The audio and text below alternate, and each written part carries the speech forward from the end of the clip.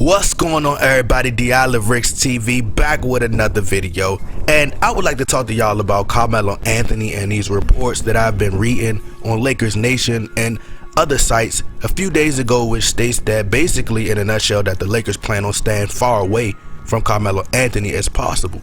The article, which I really don't feel like reading, says that the Lakers discussed the signing of Anthony last season and now have one roster spot open, but appear to be an unlikely option. So if you guys would like to read the full article, the link is below in the description box. So first of all, I would like to say thank God, bruh. Thank God the Lakers plan on staying away from Carmelo Anthony. Do I have to say it again?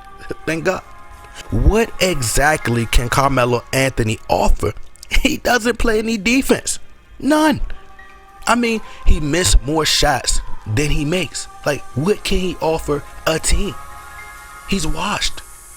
Like, I'm seeing people make so many excuses for this man. Like, bruh, let it go. Like, I'm not going to sugarcoat nothing. Like, I'm not going to beat around the bush with anything. Like, I'm not going to feed into the narratives that ESPN is trying to push. Carmelo Anthony is washed, bro. He should go play overseas, go play somewhere else. And that's no disrespect to the man. If you take it as disrespect, but I'm just being honest. Like, the fact of the matter is this.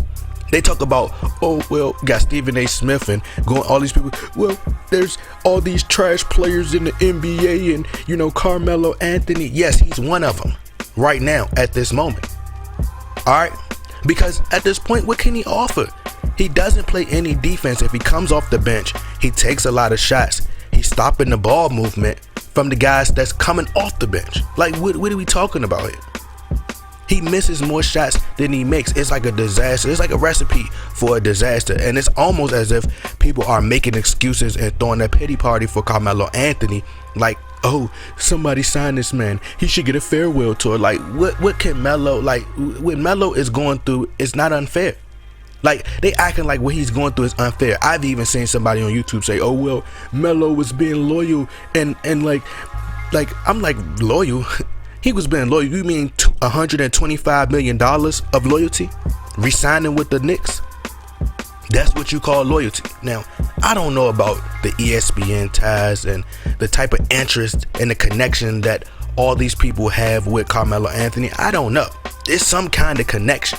But my God, bro, that interview with Stephen A. Smith was the most trash segment I've ever seen, bro. Like, I've never seen a network do their best to flip a narrative to get a player signed to a team. Like, this is one of the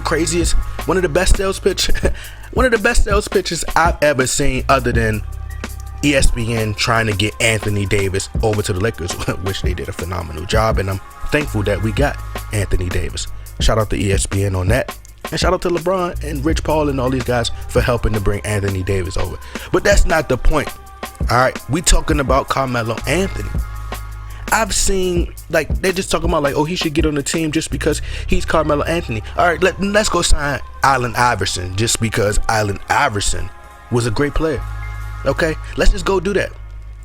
Now, I've seen, like, it's just crazy how they're flipping this narrative, and to get this man signed, I mean, the recruitment is at the highest form.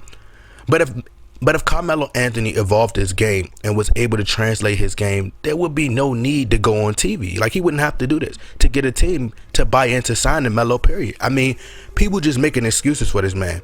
They're saying that he didn't know the business, blah, blah, blah. No, Melo wanted the money. And there's nothing wrong with chasing the money, but there's a difference between being great, because when you're dedicated to the craft, you chase the legacy, then the money comes. Melo is a player who thinks emotionally, not logically, which is the type of fans that he attracts. He conformed to the negative perceptions of playing on super teams, etc. Melo had ample opportunities to play for great teams. He could have joined the Miami Heat super team. No, he stayed in New York. He could have joined D Rose during that Chicago run back in 2013, 2014. No, he goes back to New York. Could have went to the Lakers. No, he went back to New York. He could have joined plenty of teams. Now, when people talk about what he did in Denver, I thought Carmelo Anthony in Denver was phenomenal. And I'm a huge fan of scores. Like, I really like scores. But it's come a point in time where it's time to move on. Like, I would prefer the Lakers sign Andre Iguodala. If they can't sign Iguodala, then leave that roster spot open for somebody who can be a great person that could be, they could bring in somebody who actually plays defense. Bring in somebody that plays defense. Just wait. Be patient. Which is a place like you decide to go back to New York. Why he go back to New York? His roots. He went back to New York for his roots, his family, where he come from, the money. He chased the bag, and now he has to live with that, period. I had a debate with a guy on YouTube, and I explained to him that Carmelo Anthony right now in this point of life is becoming the new Allen Iverson. He's becoming the new Charles Barkley, who in my opinion, I respect Charles Barkley's opinion. But he's becoming another player who's just getting up there in age and having regrets about not winning the ring. He's finally realizing what the game is really about, what it's really worth.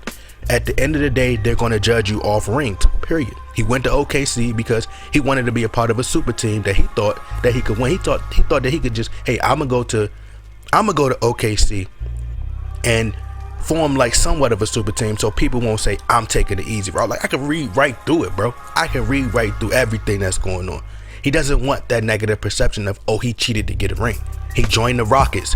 They didn't want him for real, but I'm pretty sure Melo's good friendship with Chris Paul was a part of a reason into him getting to that team, making that happen. But the fact of the matter is, Melo is at a stage where he's trying to get to a contender the best way possible because his career is coming to an end. But it's at the point where nobody really wants him, and the Lakers are smart by staying far away from Carmelo Anthony as possible. And don't even look in his direction. Don't even look in the direction. Don't talk to him. The Lakers additions to me were simply amazing. Just phenomenal. I loved how the Lakers bounced back from not signing Kawhi Leonard. We don't need Melo, because at this point, in my opinion, I think he's washed. Honestly, I think the Lakers should rather pursue Andre Iguodala. Hey, I would prefer the Lakers even bring back Lance Stevenson. But anyway, that's just my opinion, because Lance Stevenson was 10 times better last season. Like, Lance Stevenson right now is better than what Carmelo Anthony is right now. And that's just the fact of the matter. And that's just my opinion.